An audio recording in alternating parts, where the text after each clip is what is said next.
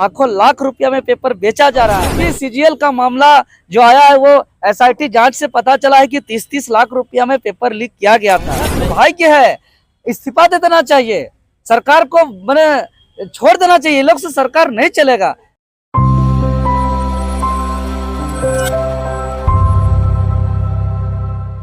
नमस्कार, मैं वंदना, आप देख रहे हैं न्यूज रांची मेल। इस वक्त मैं मौजूद हूँ राजभवन के पास। पीजीटी कैंडिडेट के समर्थन में आए छात्र नेता देवेंद्र नाथ महतो जी, सीधा इनसे जुड़ते हैं, बातचीत करते कि ये क्या कहना चाहते हैं। बेरोजगारी एक बहुत ही बड़ा मुद्दा है और जैसे कि पेपर हर एक देश की एक बड़ी मुद्दा है कि पेपर लीक हो जाती है और पीजीटी कैंडिडेट बार बार धरना दे रहे, तो ऐसे में आप क्या कहना चाहते हैं इसको? जी, बेरोजगारी का मुद्दा हम ये नहीं कहेंगे कि सिर्फ झारखंड में ही है, पूरे देश में है। लेकिन बाकी राज्यों में बेरोजगार है, लेकिन यहाँ का बेरोजगारी जो है यह दिमाग का रूप ले लिया है और अंदर ही अंदर इतना खोखला कर रहा है यहाँ के युवाओं को कि यहाँ का युवा परेशान है और यहाँ घूट घूट के जी रहे हैं। अब देख रहे हैं कि 24 साल में नीति नहीं बना है, सही से परीक्षा का कोई कैलेंडर जारी नहीं हुआ है, समय पर कोई नियुक्ति प्रक्रिया पूरी नहीं हो रही है, हो भी रही है तो परीक्षा हो रही है तो परीक्षा से पूर्व ही पेपर लीक कर दिया जा रहा है, लाखों लाख रुपया में पेपर बेचा जा रहा है। अब देख रहे हैं कि पीजीटी के छात्र आज राजभवन के सामने लगातार अनिश्चितकालीन धरने पर है। आज 20वें दिन हो गया। 20 दिन के अंदर बताइए, कोई पूछने वाला नहीं है। राजधानी रांची के बीचों बीच है, महज 200 मीटर में माननीय मुख्यमंत्री साहब का आवास है, इधर नियोजन मंत्री साहब का आवास है। लेकिन आज यही रोड से जो है कि कई मंत्री का जो है कि आना जाना होता है, लेकिन खिड़की अगर गाड़ी अंदर से भी एक दाया माया मुड़ी करने से यहाँ दिख जाएगा, लेकिन यहाँ आंख बंद करके यहाँ के मंत्री चल रहे हैं। इसीलिए जो रिजल्ट का गड़बड़ी पीजीटी में पाया जा रहा है, यह साफ संकेत है कि परीक्षा फल में गड़बड़ी हुआ है। ऐसा कहीं नहीं होता है कि 2, 3, 4 सेंटर मिला करके 50% से ज्यादा रिजल्ट हो। कुछ गिना चुना सेंटर से लगातार टॉप 10 का रिजल्ट हो में कई छात्र हो, टॉप 15 का रिजल्ट में कई छात्र हो, ऐसा सिर्फ सेटिंग गेटिंग से ही संभव होता है। अगर सेटिंग गेटिंग नहीं हुआ है तो सरकार को कैमरा के सामने आकर के स्पष्ट करना चाहिए कि पारदर्शिता एग्जाम हुआ है। एक तो 60-40 हकमार नीति के तहत परीक्षा ले रहे हैं, दूसरी तरफ रिजल्ट में गड़बड़ी कर रहे हैं, तो क्या राज्य के छात्र जीना छोड़ दे, पढ़ाई लिखाई छोड़ दे, तो स्कूल कॉलेज को बंद कर दे? छात्र समझेंगे कि हाँ, अब जो है कि कोई माँ बाप नहीं है इस राज्य का। इसीलिए हम आपके चैनल के माध्यम से सरकार को कहना चाहते हैं कि कुछ ही सेंटरों पे जो क्रमवार पास हुआ है, 50% से ज़्यादा रिजल्ट आया है, इसको संज्ञान में लेते हुए यह बहुत बड़ा गंभीर मामला है, इसलिए इसका सीबीआई जांच हो।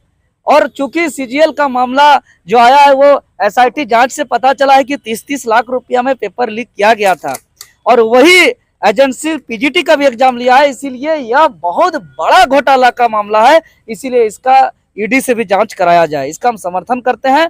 तत्काल जांच कराया जाए, नहीं तो एजे हम जेएसएसयू के प्रमुख और जेवीकेएसएस के वरीय उपाध्यक्ष होने के नाते हम लोग पूरे संगठन की तरफ से छात्र के इस आवाज को लेकर के उसी तर्ज पे हम लोग उतरेंगे जिस तर्ज पर 60-40 नए चलतों का आंदोलन जो आप लोग का चैनल के माध्यम से चला कि ऐतिहासिक वो मुख्यमंत्री आवास का घेराव का दृश्य, वो विधानसभा आवास घेराव का दृश्य, वो जुलूस का दृश्य, वो झारखंड बंद का दृश्य, वो विधायक सांसद से लिखित समर्थन लेने का आह्वान, वो डिजिटली फिजिकली आंदोलन, वही दृश्य फिर से देखने को मिलेगा। आखिर जांच से आज क्या है, आप उसको स्पष्ट करना चाहिए। हाँ, यह दुर्भाग्य है, यह दुर्भाग्य है, इस्तीफा दे देना चाहिए, सरकार को मैंने छोड़ देना चाहिए, ये लोग से सरकार नहीं चलेगा। अब युवाओं का भविष्य की बात करके सत्ता हासिल करते हैं, वोट बटोरते हैं, युवाओं की भविष्य का बात करके जो है कि कुर्सी में बैठते हैं और आज युवाओं के भविष्य के साथ जो है कि एक खिलवाड़ कर रहे हैं, यह दुर्भाग्य है। और मैं तो दावे के साथ कह रहा हूं कि 2024 का चुनाव में छात्र को नजरअंदाज कर रही है ये सरकार। 2024 में यही छात्र इससे सत्ता छीनने का काम करेंगे। इससे यही कहते कि लोगों को कुर्सी से अलावा कुछ नहीं दिखता है, सिर्फ और सिर्फ कुर्सी दिखता है, घोटाला दिखता है कि कहाँ जमीन घोटाला होगा, कहाँ नियुक्ति घोटाला करेंगे, कहाँ जो है कि आज तक देखते थे कि सिर्फ जो है कि बालू माफिया, कोयला माफिया, भू माफिया देखते थे, लेकिन आजकल शिक्षा माफिया आ गए हैं। जो सरकार में जो अभी फेरबदल किया जा रहा है, इससे साफ संकेत हो रहा है कि ये लोग जो रोना रोते हैं आदिवासी मूलवासी का, ये लोग जो दलील देते हैं जल जंगल जमीन का, ये लोग जो बातें करते हैं यहाँ के भाषा संस्कृति रीति रिवाज परंपरा का, ये सच्चाई है कि ये लोग को जल जंगल जमीन रीति रिवाज परंपरा पहाड़ पर्वत नदी नाला आदिवासी मूलवासी के दुख तकलीफ दर्द से कोई लेना देना नहीं है। ये लोग को कुर्सी चाहिए कुर्सी चाहिए कुर्सी चाहिए, और उस कुर्सी को लेकर के जो है कि लोग सिर्फ और सिर्फ सत्ता में बैठ करके अपना जो है कि सत्ता के नशे में चूर होकर के अपना जो है कि लूटने के अलावा और कुछ नहीं दिखता है। इस सरकार में ना एक नीति बना, ना सही से नियुक्ति बांटा गया। 2024 में युवा इसका मुंहतोड़ जवाब देंगे।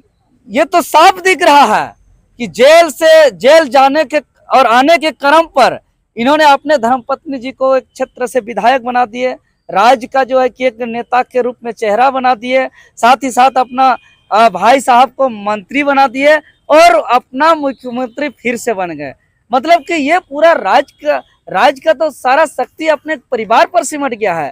तो ये यहाँ के जनता को समझ में आना चाहिए, और हम आपके चैनल के माध्यम से राज्य के तमाम आम आवाम को, तमाम जनता को हम संदेश देना चाहते हैं कि राज्य बहुत बड़ा महासंकट की दौर पे गुजर रहा है। यहाँ के छात्र को कोई पूछने वाला नहीं है, यहाँ के हित में नीति कानून बनाने के लिए कोई तत्पर नहीं है।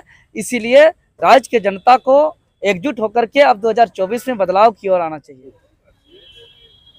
ये थे हमारे साथ छात्र युवा नेता देवेंद्रनाथ महतो। इनका कहना है कि बेरोजगार एक बड़ा ही समस्या है और सरकार को बेरोजगारी पर छात्रों पर ध्यान देने की ज़रूरत है। ऐसे खबरों के लिए बने रहे न्यूज़ रांची मेल के साथ। धन्यवाद।